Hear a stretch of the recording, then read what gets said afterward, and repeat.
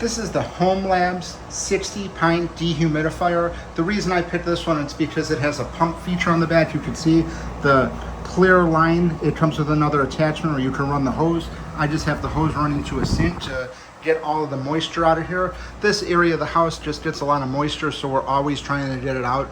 We previously just upgraded this from a different brand dehumidifier, and this one has just been great. We've been using this for about 3 weeks now. No issues with it at all. The user panel up top here is very easy to use. The other one that we had kept it at like a E8 or a EB warning.